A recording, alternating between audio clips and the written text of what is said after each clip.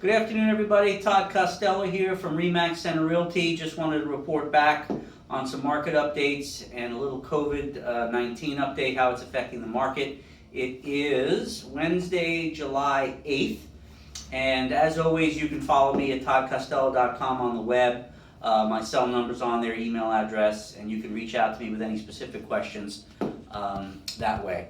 So for today,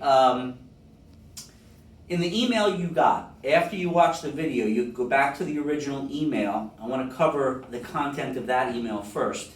And you can go back to the original email and scroll down, and it gives you an update of the market numbers as of early July. We have the market numbers of early July compared to last year and compared to last month. So far, year to date, with one half of the year completely finished, the total number of closed transactions is down about 25-26% compared to this time last year. So the COVID-19 virus is having a significant impact on the overall market activity. What's important to note, and this is a little clinical, a little technical, but I want you to have a sense of what that means to active buyers and sellers. Number one, we've got total number of sold properties, closed transactions, down 25%. And that's dramatic.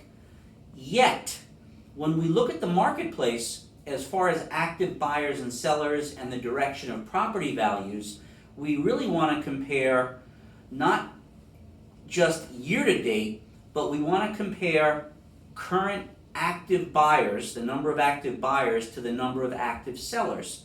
And an active seller is a listing. A buyer who has purchased a home recently, when the seller accepts their offer, the property code is changed to pending.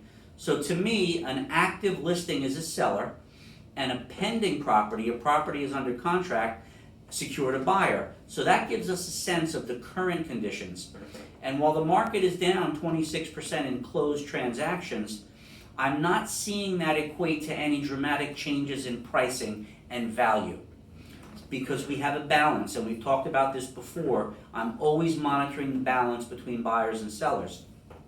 So as an example, currently, as of July 4th, I ran the numbers. There are 247 active listings, and there were 258 properties sale pending. So there were actually more properties under contract than there were properties available. So that's showing a healthy balance. Overall, the market is down 26% in units closed, property sales closed, but the balance between the buyers and sellers remains healthy. So picture a bathtub. If all the water in the tub goes down, well, then the surface remains the same for buyers and sellers. So it's an important distinction. Each month I share with you the demand rate, which is the current ratio between active buyers and sellers, and occasionally I'll share where we're at year to date as far as closed transactions. But always understand that there's a difference. The market could be down in total closed transactions, which is important to know and something I track on behalf of my clients, but we also want to know what's the ratio between active buyers and sellers. So keep that in mind. Finally, as you go back to the original email after you watch the video, if you scroll down, this time of year, a lot of my clients, past, current, and future Center County families that might be clients, are doing some homeowner projects. Maybe you're putting up a fence outside, maybe you're remodeling a bathroom. I just like to remind my clients to keep in mind that each township and each municipality does have rules and regulations regarding homeowner projects. And some of those projects that you're working on may require a permit. So if you go back to the original email that you received and click on that link, spring projects and local ordinances, it will give you information and a link to the Center Region Code Administration to get a sense of any homeowner projects that may require a permit. So the bottom line, right now, July 8th, keep the COVID in mind. It is going to and has been affecting the real estate market. What I'm looking at as we go forward into the fall, regardless of your political views, pro-mask, you don't want to wear a mask, to me, I'm more clinical when it comes to my clients' needs. And the most important factor regarding the COVID and how it's going to affect real estate sales is basically hospitalizations.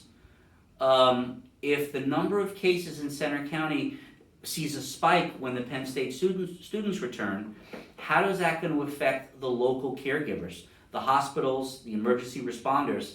And if those numbers get so high where we have to go back to yellow phase or red phase, the reason that we're going back into yellow or red is because of medical care. If there's so many people going to the hospital and our hospitals can't handle the surge, well then that's what's going to bring the more restrictive services, the more restrictions on local businesses, and that will have a significant effect on current demand. People are just going to begin to hold off. So keep an eye on that.